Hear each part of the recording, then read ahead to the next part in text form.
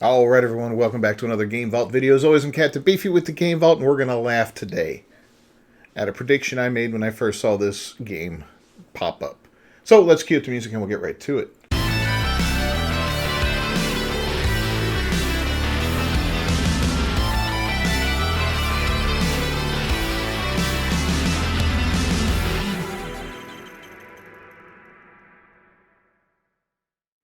Concord. This is early access beta torched by gamers as player base evaporated over the weekend. This is that new hero shooter multiplayer. I think it's either a 4 or 5 person multi-shooter that everybody has their pronouns in it, and you could play as Lizzo in some cheap armor or other weird characters with a variety of pronouns, and one guy even undecided. Even plays what looks like a garbage can robot that has pronouns, which is really stupid. It's woke garbage. I think it was Sweet Baby Inc. was involved with it, but it might have been Black Girl Gamers. They're all the same. They're all garbage companies, these silly little DEI companies. All they do is they come in and they spread their filth all over a game and make it worse than it could potentially have been without them. But yeah, let's read about this a little bit. Alright, so the early access beta ran from July 12th through the 14th, and based on Steam database DB data, the game's peak concurrent players capped out at 1124 around 10 a.m. Eastern on the 12th. So I guess it's right when it was released. From there, it significantly declined, dropping to 671 just 24 hours later. By Sunday, the peak had fallen to 479 at 10 p.m. In fact, much of the weekend saw the number of concurrent players below 700. I guess it dropped off pretty significantly and pretty quickly. I guess it wasn't that interesting. I've seen some people talk about it on YouTube, and there's a couple shills I saw on X that are like, yeah, it's great, but those are kind of like PlayStation fanboys, really. I mean, I'm a big PlayStation fan. I do all my videos on PlayStation and all that, but I'm not a fanboy, and I'm not, I don't play that game, but,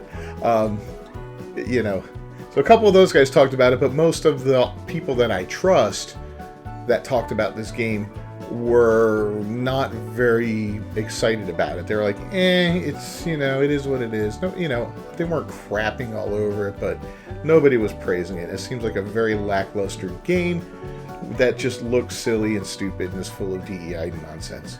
The game is ranked 946 on Steam's most wishlisted upcoming Steam games chart.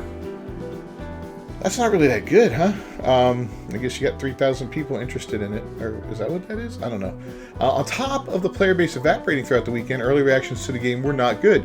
YouTuber Dreamcast guy shared it essentially feels like Walmart brand Overwatch.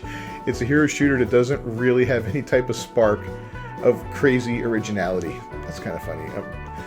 He did share some positives. I do appreciate the art style, the coloring, the way the characters look, even the environments and stuff. This has a very Guardians of the Galaxy vibe that I absolutely eat up. The problem is that this cool coat of paint doesn't actually make the game fun. Yeah, I didn't really like the character designs. I mean, looking at, these character designs, they're comical. They're very Fortnite-y, over-the-top exaggerations and goofiness. I don't know. Not my style, but whatever. It is what it is. Some people like that kind of stuff. He later noted, the balancing is just radically, ridiculously bad. There are characters that feel like they are powered up beyond the necessary amounts. Still later in this video stated, it never actually feels that thrilling. It just feels like another basic match of Overwatch. Something that you can do mindlessly without any real thrills or enjoyments. I never had like a nail-biting victory or anything like that. He even commented on the lack of players, noting he had over 5-minute queues. Wow, you would figure on a weekend, beta test or whatever that you'd get some action. And I guess they did in the very beginning, but boy, did that dwindle quickly, and that sucks.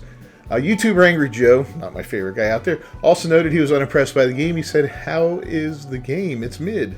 It's not worth $40. Everybody's saying this, and it's true. It would be great as a free-to-play game because, to be honest, it does have its moments. The graphics actually look good. It has some great character animations, some good facial expressions. There are high-quality cutscenes, even if the story is not all that interesting. He later added the maps are not memorable. Pretty much every single other hero shooter has better maps. Overwatch, Marvel Rivals. These maps aren't very good, so that's a problem. And then finally, I didn't feel much sense of progression. Okay. A mid-game. a lot of people are complimenting the graphics and all that, and that's, and that's cool. I mean, graphics go a long way in a game, but they do not save a bad game. I'll tell you that. It could be the prettiest game in the world. Things can be incredibly realistic and just you feel like you're in the game itself. But if the game is not fun, then it's not fun. That should be the main factor. Is it fun? Is it fun? And to be honest, I think the market is so flooded with these hero shooter type games like the Overwatches and all that, and these big games like this, and these what do they call them? These live service games, that it's unsustainable. And a new game is going to come out. It's going to make a brief impression on the scene, and it'll be great for a while, and then people will move on from it if unless it's incredible and can keep up with the games that are out there just grinding stuff out constantly. Like, not to beat a dead horse, but Fortnite and even Overwatch, both of those games are already constants out there. Those are great games for what they are. I don't play that type of game, but they have the draw, they have the people and all that. YouTuber Skill Up also was unimpressed by the early access beta. He began with positives. By far and away, the biggest strengths of Concord are its solid mechanics and its innovative class kits, some of which are borrowed wholesale from Destiny, but remixing them in ways that feel like iteration rather than plagiarism. In these aspects, Concord really distinguishes itself and does make a compelling case why you might want to play this over Overwatch, Fortnite, Apex, Valorant, or whatever. But games like this are not measured by one or two of the elements alone, but by rather looking at the whole package. Visuals, level design, game mode, structure, progression, and monetization. In almost all these areas, Concord does very little to distinguish itself, except in the fact that it's daring to charge $40 for a game that many consumers would expect to be able to play for free at this point. And that is a solid point, Skill Up. I mean, there are plenty of free games out there that you can just jump in and start playing, and you can play them for free. You can play them for free forever. You're not going to get all the cool skins that come out and all that the kids like, but if all you're in there for is the game, you don't care about the skins, then why not? If that's what you like to play, if you like to play these hero-type shooters or games like Fortnite or something, hop in and play, man. It's free. Have fun. God bless. Not a lot of things out there in the world that are free these days. But after that, he roasted the game. Concord's levels are functional to the point of being rather lifeless. The game modes are highly derivative and do not seem to properly leverage the strength of the sandbox that Firewalk have built. The progression is slow and wholly uninteresting, centered on generic cosmetics like weapon charms and emblems. Most alarmingly, for a game out in just over a month, there's some seriously unfinished systems rolling around in here, like a character selection variant and team loadout system, all of which are so messy to understand and utilize, and that really feel like things that are designed to constrain your fun rather than enhance them, he added. Ouch. YouTuber Endymion shared his thoughts on the game on X and noted that graphically it looks nice in cutscenes, however the negatives piled up. He added character movement feels sloppy and slow, maps feel lifeless and boring, no character felt good to play, customization's basic, ugly character designs, Devere's, Duchess, and Doll are horrendous looking, feels like an add-on that would be attached to a more complete game, fights can snowball into one team's favorite too easily. Pronouns? Yeah, pronouns.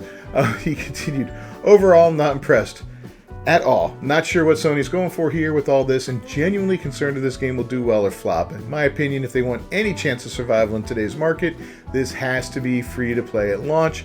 $50 for what feels like a side mode in a more complete game is asking too much. Really worried about this one. Yeah, I don't know why you would pay for a free to play, or a live service game like this when there are so many options out there that are free to play. It just seems like you could find something out there that you enjoy and you don't need to pay $40 or $50 or whatever it's going to be at launch time. It's crazy. Given the poor number of players for early access beta, the lack of people wishlisting the game, and the negative reactions to the early access beta, it's unlikely this game to be a success by any kind of metric. What do you make of these negative reactions and the lack of player interest? I'll tell you, we may see a delay. We might see Sony might pull back a little bit, say, you know what, let's reel this in a little bit and delay it and touch it up and maybe fix some stuff. I don't know. But it doesn't seem like they like to do this anymore, developers, It's very rare, it seems. More often than not, they're going to be like, you know what, screw it, we're going to release it, and then we'll fix it once it's launched. It's kind of like a filmmaker making a movie, and, you don't get something in the scene that you're filming and all, and you're like, we'll fix it in post, yeah, that doesn't always work, you know. And first impressions go a long way in games. You know, if a game comes out and it absolutely sucks, that's a hard thing to recover from. Now, we've seen games do it, like Cyberpunk 2077. We've seen No Man's Sky do it, and there's been other ones, Fallout 76. But a lot of games, boy, when they crap the bed on release, they just never come back. And I have a feeling this one's just going to fail and fail miserably, and we're going to see some more people laid off, and, you know, we'll get to talk about how DEI ruined another game. Hopefully that stops soon. Anyway, let me know what you think down in the comments below. Don't forget to like, subscribe, and ring that bell for notifications. I will see you all next time. Until then, peace.